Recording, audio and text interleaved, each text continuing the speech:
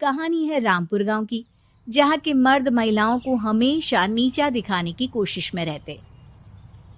अरे अभी तक खाना नहीं आया, क्या मुझे एक और शादी करने की जरूरत है? नहीं जी नहीं, ऐसा मत करना, वरना मैं कहाँ जाऊंगी। खाना लेकर मैं अभी आई जी। गांव की पंचायत में भी फैसले हमेशा औरतों के खिलाफ ही रहते। मैं जो फैसला सुनाता हूँ वो भगवान की आज्ञा होती है। इस लड़के ने अपने मन से शादी करके अच्छा नहीं किया। लड़के को घर भेज दो और इसकी शादी इसकी जाति की किसी लड़के से करवा दो, लेकिन ये लड़की, इसे तो गांव के बाहर निकाल दो। नहीं नहीं जमींदार साहब, ये क्या बोल रहे हैं? ऐसा नहीं हो सकता। मेरी बेटी मासूम है, इसे अच्छे बुरे की समझ नहीं है। अरे कहाँ जाएगी ये बेचारी? कहाँ जाएगी? इतनी चिंता है तो पूरे परिवार का गांव निकाला कर देते हैं। बेचारे पूरे बसे बसाए परिवार को गांव छोड़ना पड़ता है। चाहे जो हो, अगर बेटियों को कंट्रोल नहीं कर सकते तो गांव में रहने का कोई मतलब नहीं है। यहाँ औरतों को दब कर रहना होगा। कोई भी अपने हिसाब से कुछ नहीं कर सकता, सब ईश्वर की मर्जी से ही होगा। तभी गांव का एक आदमी दौड़ा दौड़ा आता है। सरपंच साहब, जमींदार साहब, वो कालिया है ना, उसकी बेटी पढ़ने के लिए शहर जा रही है। अच्छा, ये कब हो गया? और कालिया की हिम्मत कैसे हो गई ऐसा करने की? लेकर आओ उसे और उसकी बेटी को।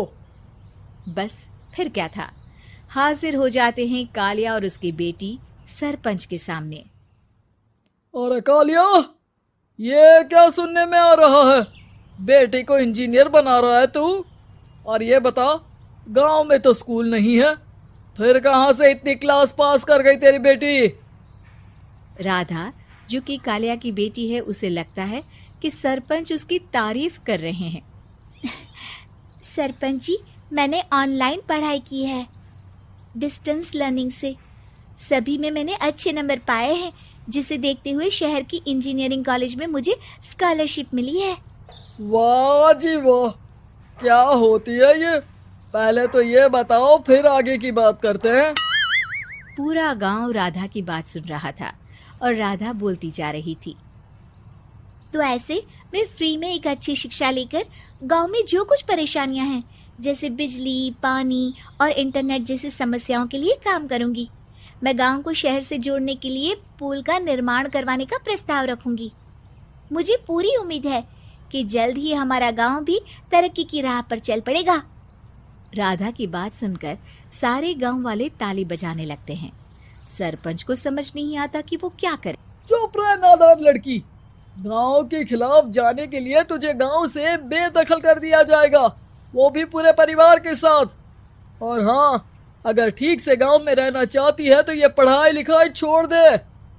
हम तेरे लिए गांव का कोई होनहार लड़का देखेंगे। तभी गांव का एक आदमी बोल पड़ता है।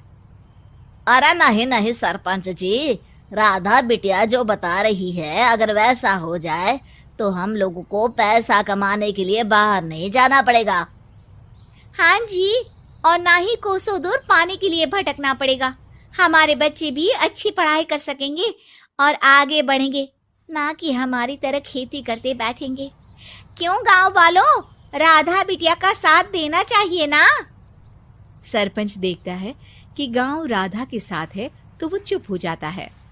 वो घर आकर अपने सलाहकार से बात करता है, जो बहुत ही चालाक किस्म का इंसान होता है। अरे सरपंच साहब, आपको बहुत ही होशियारी से काम लेना पड़ेगा। एक बार गांव तरक्की कर गया, यहाँ के बालक पढ़ लिए तो कोई ना पूछेगा आपको। और फिर ये जो बेटा और बेटी है ना आपके,